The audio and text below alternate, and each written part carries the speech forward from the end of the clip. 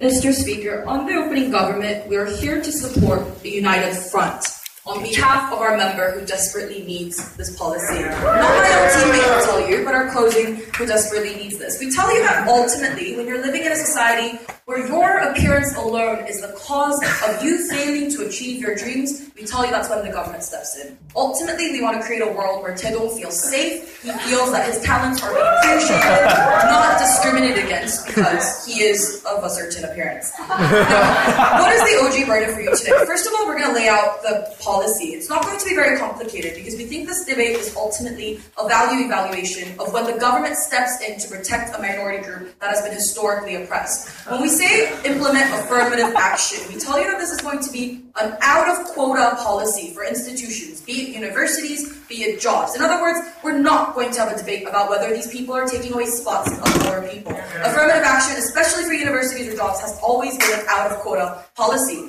Furthermore, when we tell you that we're talking about the ugly, we're going to concede that there is no absolute definition of what ugly is. But we are going to clarify that there always has been and always will be a socially consented, undesirable physical attributions that simply cannot be attractive. Right? Furthermore, we're talking about things like height, weight, the size of your eyes, the color of your hair, so on and so forth. Right? Let's be clear though, we're going to exclude occupations or institutions that require an actual physical tribute for the job to be done, i.e. stewardesses who need to be a certain height to reach the upper cabinets for their job. However, we're not talking about cocktail waitresses or other jobs where you don't need to be necessarily physically attractive to pour a glass of wine for your customer. We're strictly talking about physical incapabilities that hinder you from doing your job. So, having that said, what exactly is affirmative action? I, as the Prime Minister, are going to deal with two things. First of all, I'm going to tell you why ugly, or this criteria, fits along with the idea of how our society has instituted affirmative action previously. Secondly, I'm going to deal with why it's necessary for the government to step in for these oppressed minorities. Our second speaker is going to deal with the idea of once this policy passes, what better world do we live in? So number one, affirmative action has been instituted primarily for three categories. Number one, when you see a group of historically oppressed people, i.e. of racial minorities, of religious minorities, and whatnot, that have been throughout the humanities history, have been oppressed to a certain degree. Secondly, also when they're inherently born with a specific quality or characteristic that they cannot do. Now, we're not going to say that there's we're not going to concede to the idea that there's plastic surgery. You can always change the way you look, because we simply think that's another oppression that the society puts on these people. But thirdly, we tell you ultimately affirmative action is implemented when you see a group being prevented self-realization and achievement of their dreams simply because of the characteristics mentioned above. So why does ugly fit this? We tell you traditionally, even back in the Roman Empire, and even before that, there's always been societies striving for beauty. No, thank you. That's why we have goddesses of beauty who bless daughters of families to be born in a beautiful and attractive way. That's why we have historically a certain definition of what is ideal, be it a tiny waist, be it big eyes, eyelashes, whatever in the works. We tell you that the ugly have always been oppressed, to pursue the jobs that they wish to marry into the family that they wish to be educated in the way they do, because of the fact that this characteristic that they're inherently born with is a hindrance. Yes? So do you have any sense that if me and Jeong committing one thing, like your sense that who is going to be a minister? We think both of them should get affirmative action, and that's the way that our says it. Right? And the laughing kind of concedes to what the social idea is.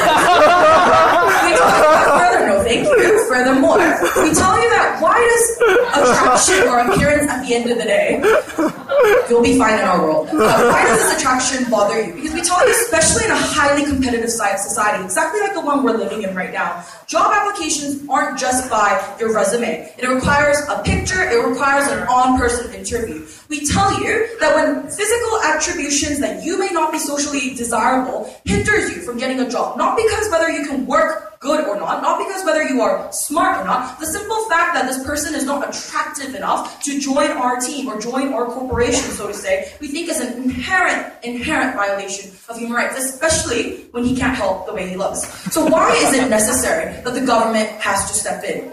We tell you that the government is a high institution that exists to ensure that individuals have all channels readily available for them to pursue their dreams. We tell you that just because perhaps you're 5 centimeters short and you look less attractive in a suit should never be the reason you can never work for a grand corporation, a big corporation that deems your services. We tell you that especially for universities, when you perhaps have a shy look and when you perhaps have more pimples on your face, we should think that should never be the condition in which you are not accepted. But the sad fact is that is true. How do we know this? In the status quo, Mr. Speaker, lookism and the idea of pursuit of absolute beauty is the norm. We have 70% of teenage girls in Korea that are suffering from an eating disorder, such as such as anorexia and so forth. We have job applicants who actively seek out for plastic surgery because they believe that it will give them an edge in job interviews.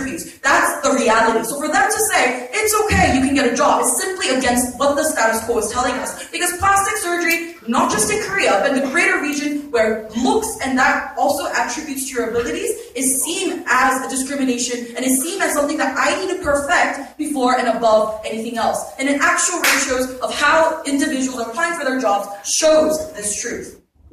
Lastly, we want to tell you that we already see a grassroots change. We can see that. We see role models stepping up, whether it be media stars, whether it be politicians, telling people that you're beautiful the way you are.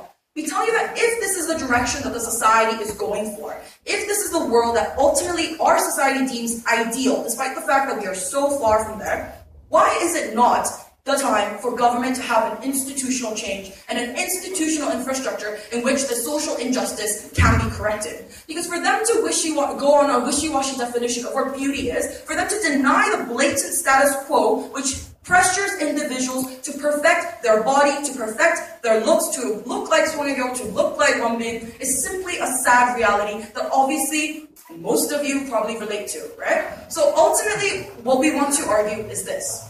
When you already see a social minority, sometimes a majority in certain groups, that are already disadvantaged and therefore are pressured and coerced to take actions to better their looks, we tell you the government should stop twiddling its thumb and sit down and actually institute a policy. And that is why we support this motion. Thank you very much.